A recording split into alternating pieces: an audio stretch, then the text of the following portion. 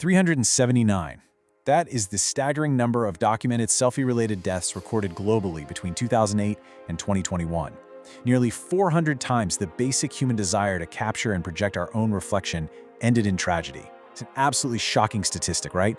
And it really forces us to ask a fundamental question. How exactly did our relationship with our own image become this intense? Well, welcome to this explainer. Today we're tracing the wildly fascinating history of the mirror. We are going to explore how a completely mundane, everyday object, the one sitting in your bathroom right now, evolved from a rare, polished stone into this profound technological and psychological marvel that literally shapes how we see ourselves and the world around us. Section 1. The Psychology of Reflection. Understanding our relationship with ourselves. Okay, let's dive into this, because our story actually starts in the mind. The cognitive ability to look at a reflection and understand, hey, that is me, is known as mirror self-recognition. It was famously tested by Gordon G. Gallup Jr. back in 1970 using the mark test on chimpanzees, basically placing a mark on the animal to see if they'd use a mirror to investigate it on their own bodies. But for humans, it goes so much deeper. The famous French psychoanalyst Jacques Lacan proposed the mirror stage theory in 1936. He argued that when a child, usually between 6 and 18 months old, first recognizes their reflection, it is an absolutely foundational moment for the formation of the human ego. Recognizing our reflection is literally how we build our self-awareness. But think about today. We don't just have physical glass anymore, we have screens. Research indicates that modern social media platforms multiply this psychological effect exponentially. They act as digital mirrors. These platforms heavily amplify Leon Festinger's 1954 social comparison theory, creating these totally unprecedented opportunities for us to constantly compare ourselves to others. According to the data, this environment actively encourages what psychologists call false self-presentation, and it's significantly linked to body dysmorphic disorder symptoms, especially among heavy users. Essentially, we've entered this perpetual mirror stage, fueling modern anxieties by constantly reflecting curated, idealized versions of life. Section 2. From obsidian to glass. 8,000 years of technological evolution. To really understand how we got to the digital mirror, we have to zoom out and look at how different eras solved the immense technological hurdle of capturing a reflection. Look at this massive historical leap. The earliest known mirrors were found in Anatolia, that's modern-day Turkey, dating all the way back to 6000 BCE.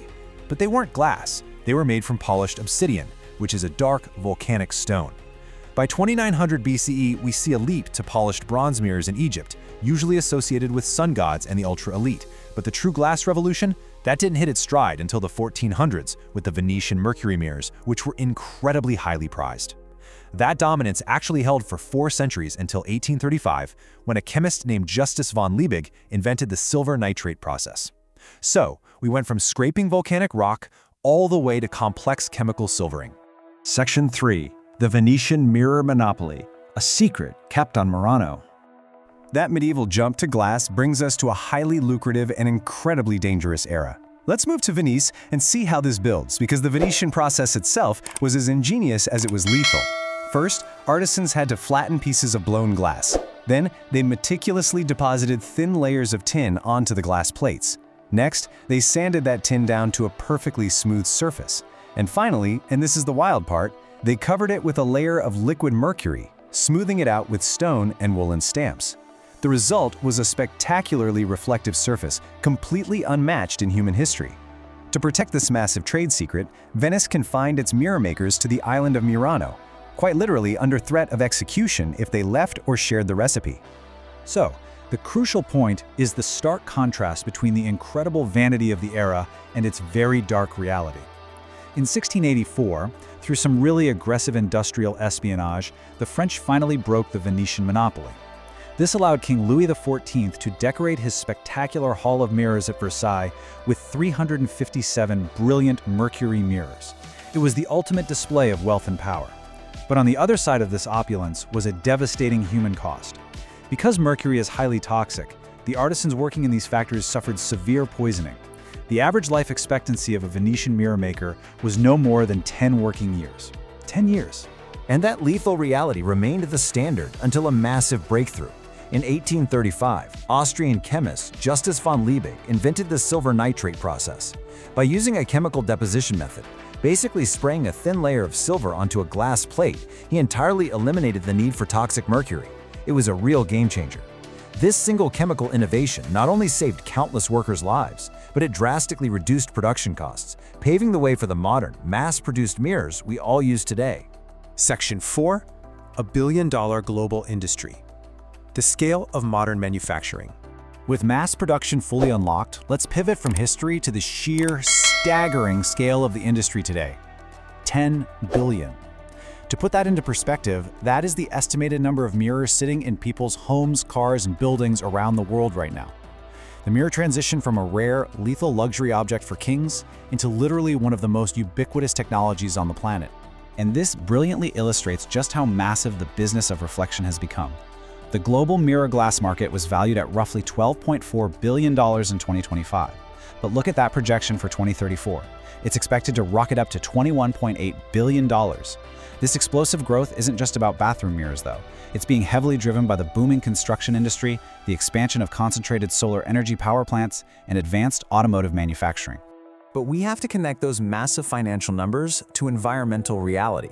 The number 25 here represents the carbon footprint in kilograms of CO2 equivalent for just an average mirror. Glass manufacturing is incredibly energy intensive. Creating a mirror requires melting sand and other raw materials in furnaces that reach temperatures over 1500 degrees Celsius, and those are primarily powered by natural gas. So producing billions of mirrors carries a very real, very heavy environmental cost, one that the industry is currently trying to mitigate through electrification and recycled materials.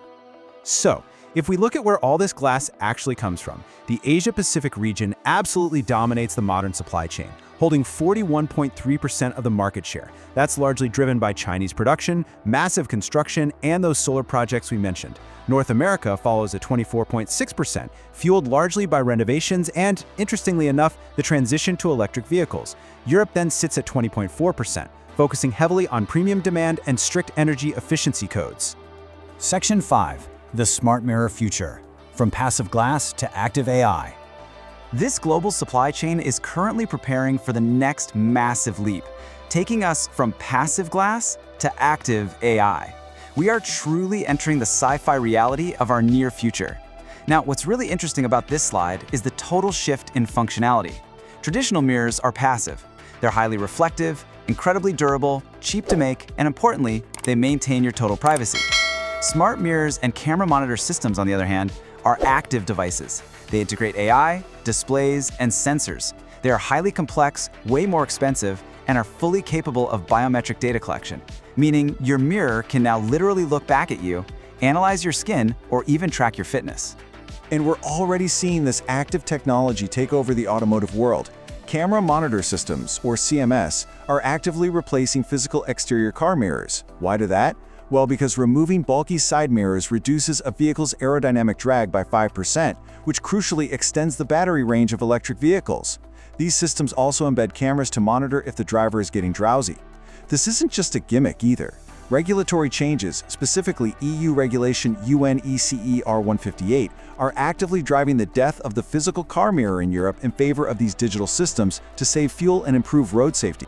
As mirrors become digital displays on our cars, in our smart homes, or on our phones, our journey comes full circle. A 2023 study in Frontiers in Psychology observed the impact of social media, impartially framing the tension between our physical reality and this new digital surveillance. The researchers noted that for many, quote, these apps become digital mirrors that constantly reflect what they lack rather than who they are. From stone to glass to AI, the technology changes for sure, but our profound vulnerability to our own reflection remains entirely human.